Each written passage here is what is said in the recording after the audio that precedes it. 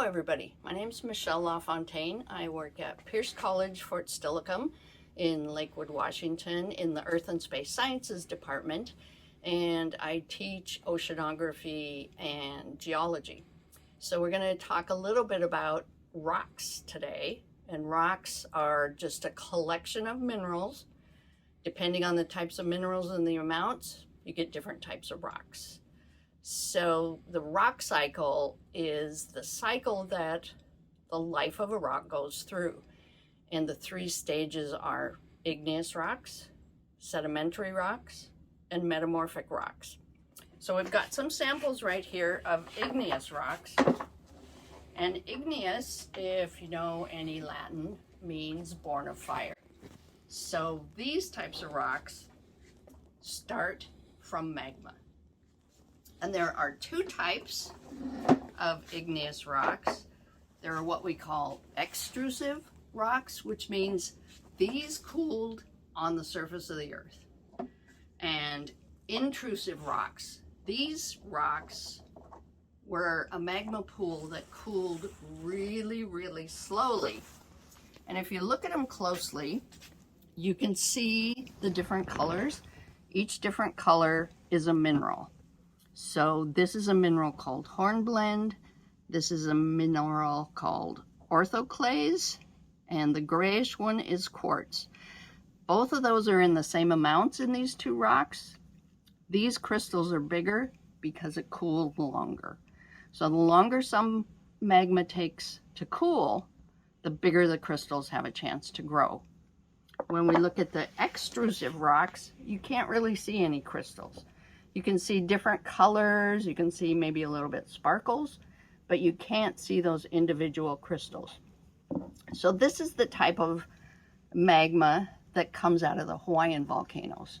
It's basalt, it's rich in iron, it's black, it's runny. You've probably all seen videos of the Hawaiian magma just flowing over the landscape. This is called obsidian, and this is volcanic glass. And this happens in an explosive eruption. It gets spit out into the air and it cools so fast that it actually becomes glassy. So Hawaiian type volcanoes cools outside the surface of the earth.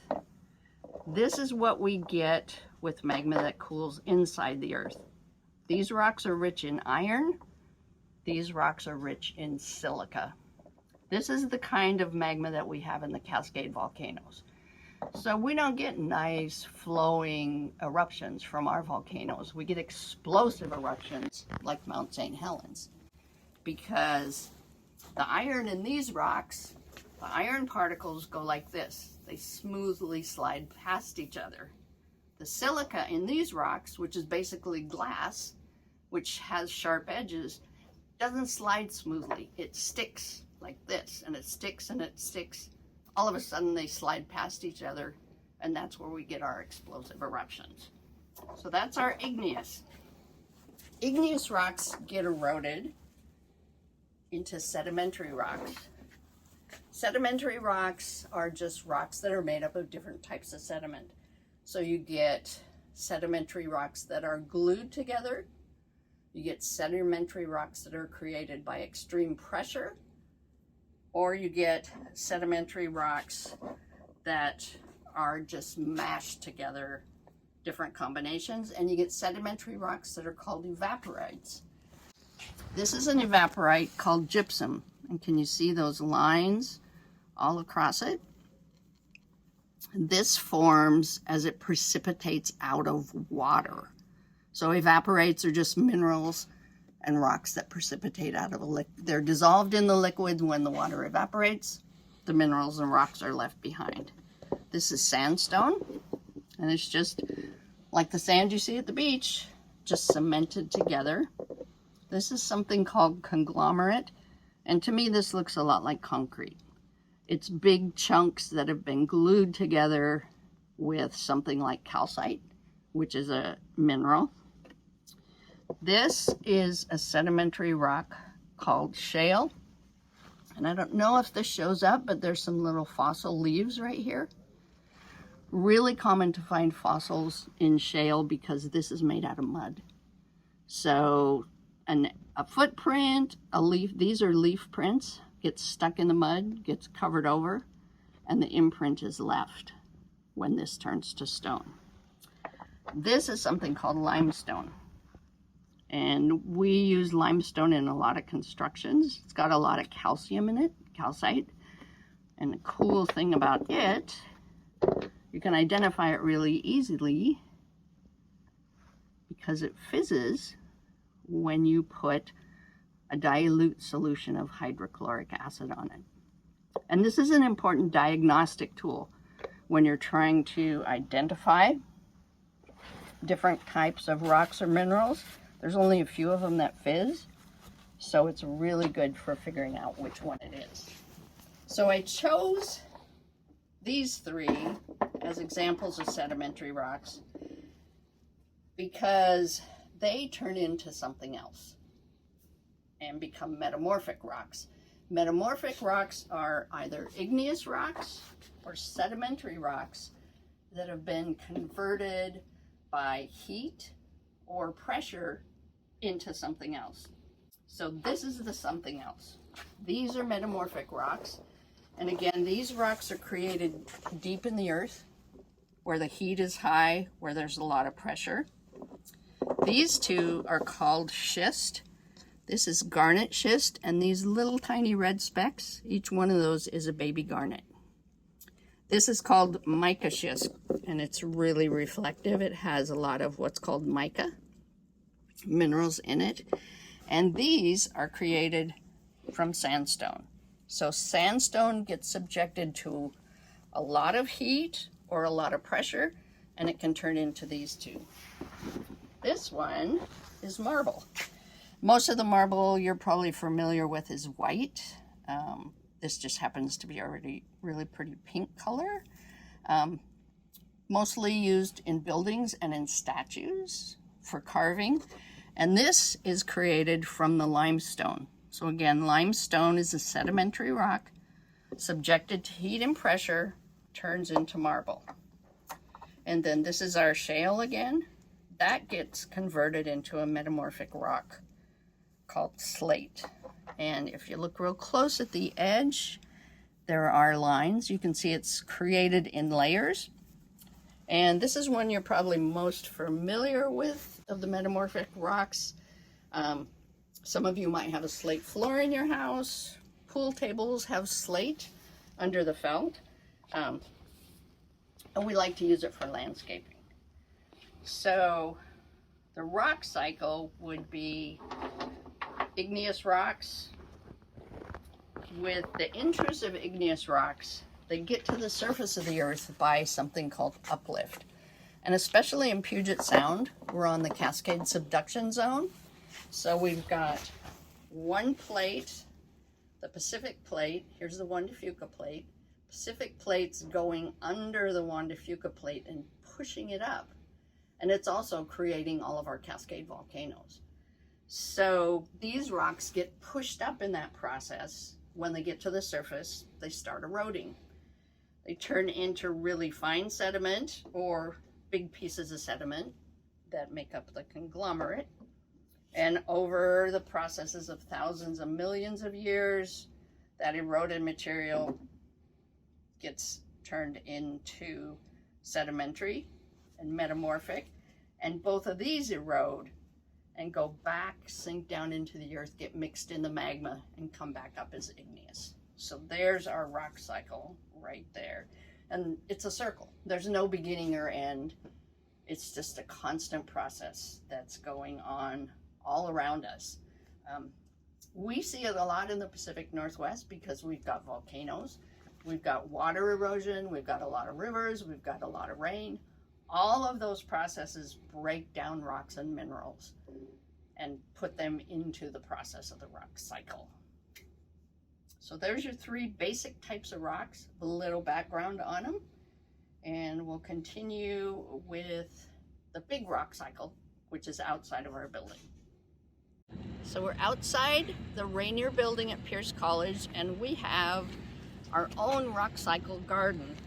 This is a picture of the rock cycle that I was talking about. So here's our magma coming to the surface, getting eroded, getting carried places by rivers, by rain, by wind, coming back down, turning into metamorphic. So we got igneous, sedimentary, metamorphic. And again, it's just always going in a cycle. It's a circle. There's no beginning and no end. So when we created our rock garden here, we got local types of rock. A lot of it comes up from down by Chehalis or up by Carbonado, which is close to Mount Rainier, because they have great examples. We didn't make ours in a circle. We have a half circle just because of the constraints of the landscape. They didn't want us to cover up all the grass with rocks. So we're going to start with this group right here. We're at the bottom of the hill. And these are our metamorphic rocks. So these are rocks that have been changed by heat and pressure into something else. So this is a big piece of marble. You can see the gray with the white veins running through it. And we've got something over here. This is called gneiss. And this type of rock always has black and white bands. And remember, these are created from heat and pressure. So this is a really good example right here because it shows you how the rock was laid down in layers and then it was compressed. So these aren't straight lines, they're kind of wiggly lines because that's how the process worked when it was being created. There was more pressure in some places than in others. Then more of the metamorphic. This is something called serpentine. And this one is a really beautiful rock, I think, because I like green rocks. This is also called slick and slide. And up by between Bellingham and a town called Bow, there's a road called Chuckanut Drive. And this is really common on Chuckanut Drive, and it often causes landslides.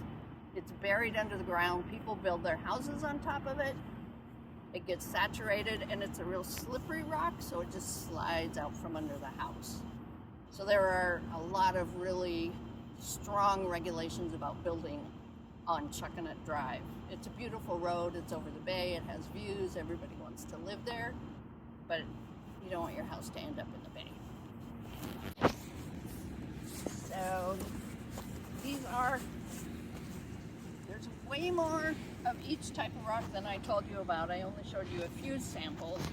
So these are all still metamorphics. And you can usually tell metamorphics because of this curve. So if you look at this one, you can see the curving pattern. If you look down at that one, you can see the curving pattern. These are called phyllite. And then now, we're going to hop across the path and look at one of the coolest types of rocks that's actually sedimentary.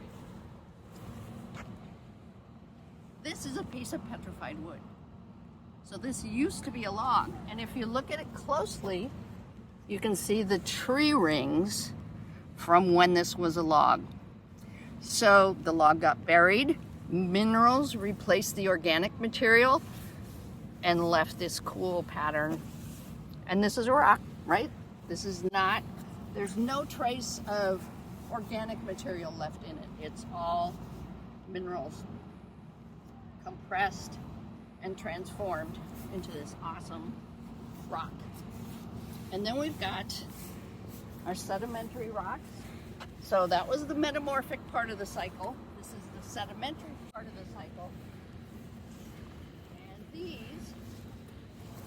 are all sandstones. And think about the pattern in this sandstone. See how it's curvy and bumpy? This was created somewhere where a river was flowing over it gently. So you go down to the mouth of a river sometimes and the sand will look like this.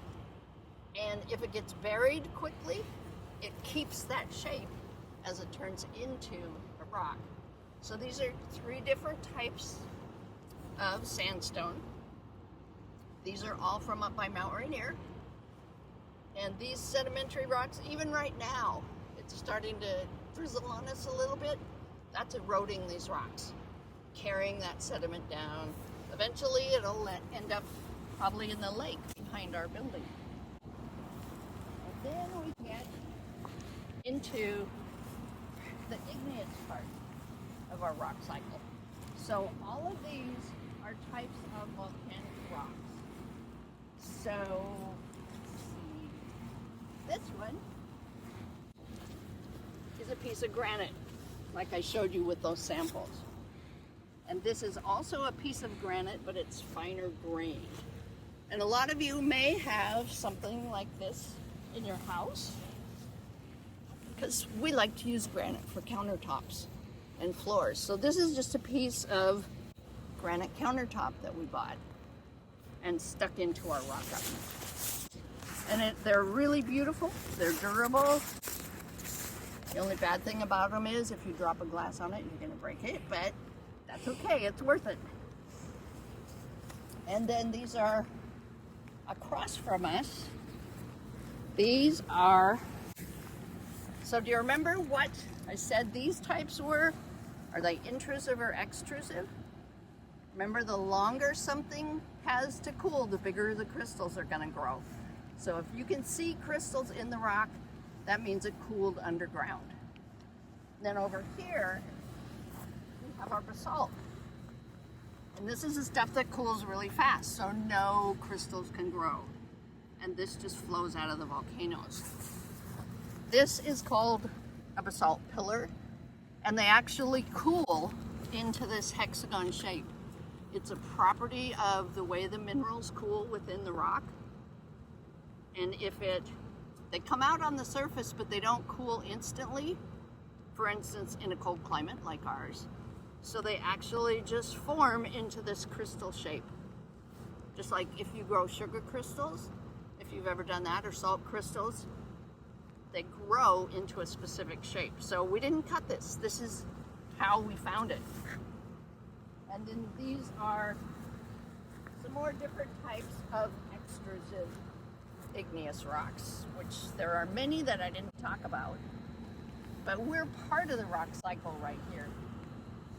We're seeing erosion going on. We're not seeing the eruptive part. We'd have to go to a volcano to do that. And we're not seeing the metamorphic part because that happens deep underground. But we're seeing the erosion part of the rock cycle and how all these rocks are going to end up ground away by wind, by water, by ice, and turned into new rocks. So that's your rock cycle. Thank you so much.